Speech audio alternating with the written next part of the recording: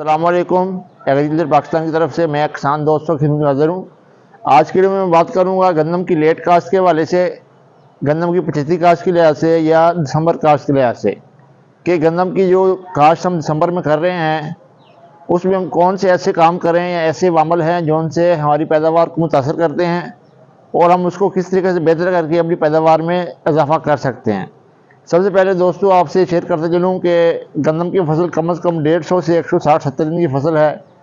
तो जो हमारी 85 काश्त है, दिसंबर काश्त है, इसमें पौधे के पास टाइम कम होता है और इसने 120 से 130 दिन में अपने ज़िंदगी के मराहल तय करने होते हैं।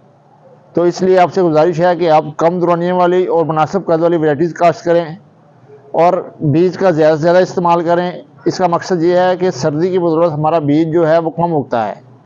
जब बीज कम उगता है तो हमारी फसल में खेत में शगुफ़े कम बनते हैं। इसकी वजह से छिट्टे को ज़्यादा कम रह जाती है और इसके साथ साथ फसल जो है 10-15 दिन लेट गोप पे आती है, यानी मार्च में जाकर मिड मार्च में या 10 मार्च के बाद गोप पे आती है, छिट्टा निकालती है, जिसकी बदौलत मौसम तब्दील हो जाता है। हमारी फसल गर्मी की शिद्दत में आ जाती है, गर्मी का स्ट्रेस आ जाता है, हमारे जो दाने हैं वो कम बनते हैं और जो छिट्टे हैं वो छोटे रह जाते हैं, जिसकी बदौलत हमें पैदावार में कमी का सामना करना पड़ता है।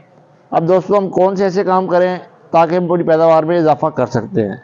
सबसे पहले दोस्तों आपने जो शरा बीज है उसको बढ़ा देना है।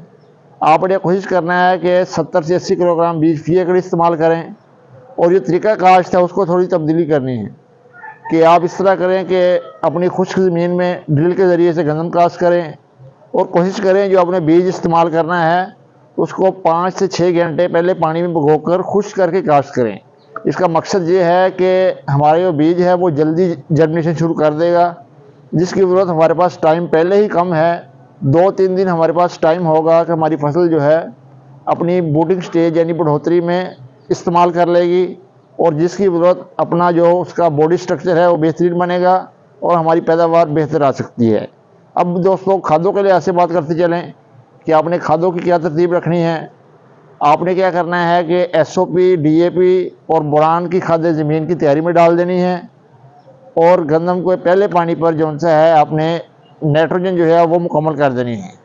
अब इसके साथ एक और बात आपने इसका ख़ास तौर पर ध्यान रखना है कि गंदम जो है फसल लेट होने की वजह से सिट्टा इसका लेट निकलेगा, फरवरी के बाद जाकर निकलेगा। उस वक्त जो सा है हमारी फसल के ऊपर रस्ट का हमला बहुत ज़्यादा होने के चांसेस होते हैं, क्योंकि जब फसल मार्च में चली जाएगी तो रस्ट जो है बीमारी ख़ास तौर पर अक्सर जगह जो है हमलावर हो जाती है।